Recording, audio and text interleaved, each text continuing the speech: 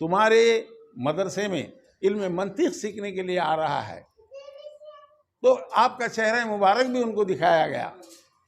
تو آپ کے انتظار میں وہ اپنے تمام تلمیذان کو، تمام شاگردوں کو لے کر انتظار کرتے رہے۔ خیر اعلیٰ حضرت وہاں پہنچنے کے بعد ان کا بڑا استقبال کیا گیا۔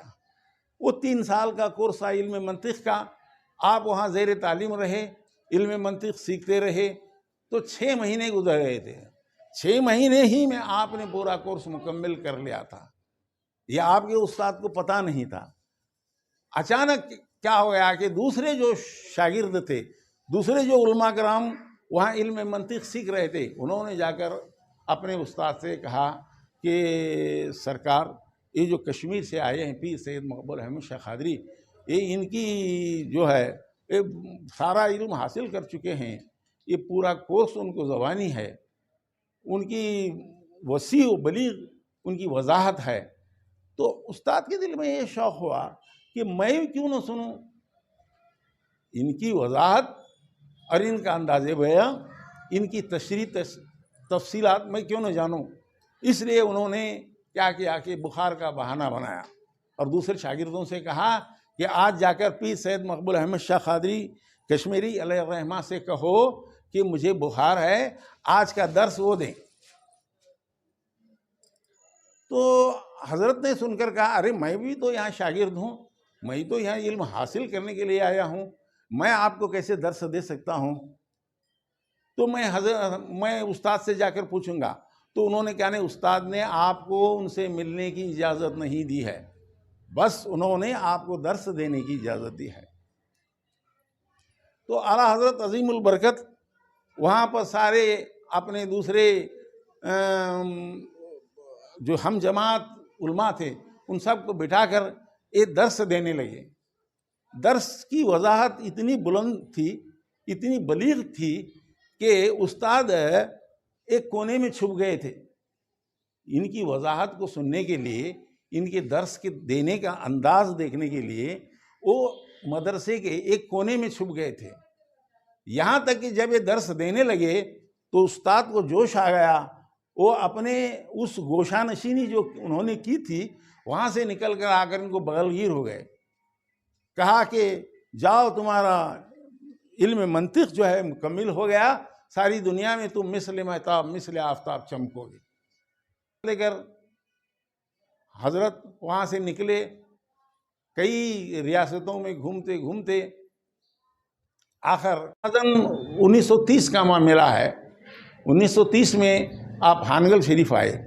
ہانگل شریف آ کر یہاں جو ہے دین پھیلاتے رہے۔ آپ کی تلاش آپ کے بڑے بھائی کو تھی۔ پیر سید یوسف شاہ قادری اپنے بھائی کی تلاش میں وطن سے نکلے اور ان کو تلاش کرتے کرتے آئے، آخر ان کو پتہ چلا کہ وہ ہانگل میں ہیں، ہانگل شریف میں ہیں۔ تو کرناٹک میں اس بستی میں وہ تشریف لائے۔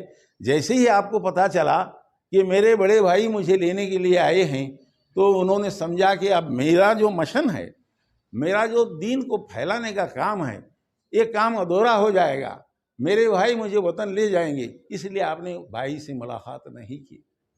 یہاں سے نکل کر اکی آلور جو بازو خریا ہے وہاں پہنچے۔ تو آپ کے بھائی آپ کو ملنے کے لیے جب اکی آلور جاتے تھے تو وہ دوسرے راستے سے ہانگل آ جاتے تھے۔ اسی طرح 7 سال رہے لیکن اپنے بھائی سے ملاقات نہیں کی۔ آخر میں انہوں نے یہاں ایک مسجد تعمیر کی، پیر سید یوسف شاہ قادری نے۔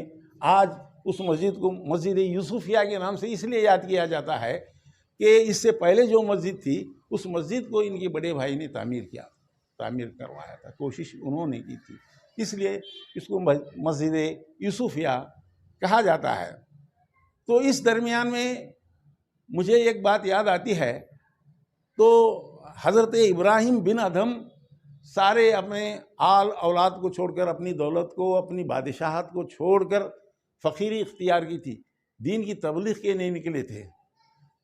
تو اس وقت جب دوبارہ کسی نے حضرت ابراہیم بن ادھم سے کہا کہ حضرت ابراہیم بن ادھم کی بیوی اور بیٹے سے کہا کہ آپ کے باپ جنگل میں لکڑی تراش رہے ہیں.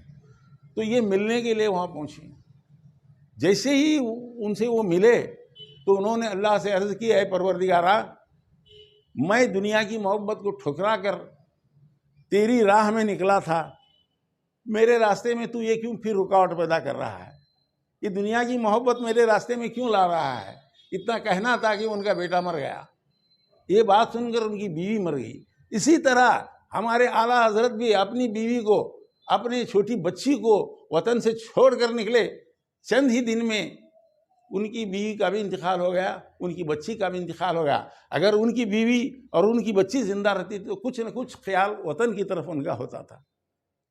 اس طرح دوبارہ آپ وطن جانا مناسب نہیں سمجھے. اس طرح پھر یہاں سے مابلی گئے. مابلی میں جا کر وہاں بہت دنوں تک آپ رہے.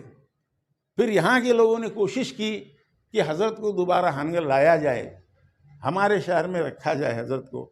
تو جا کر مابلی میں کوشش کی. جناب عبدالرزاق صاحب پٹویگر اور ان کو بھیجنے میں جناب محمد اسماعیل صاحب اکیوڑی کا بھی ہاتھ تھا.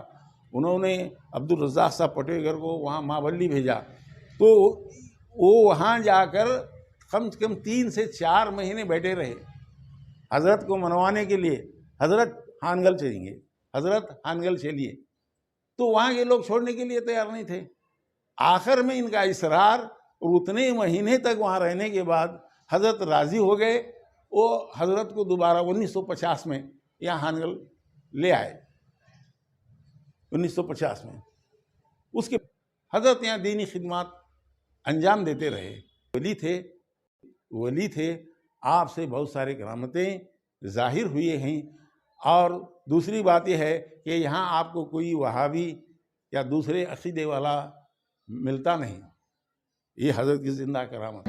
جب میں سخت بیمار تھا، میری بہت حالت نازک تھی. ہمارے پورے رشتہ دار یہ سوچ کر جمع ہوئے کہ مجھے سکرات لگی ہے.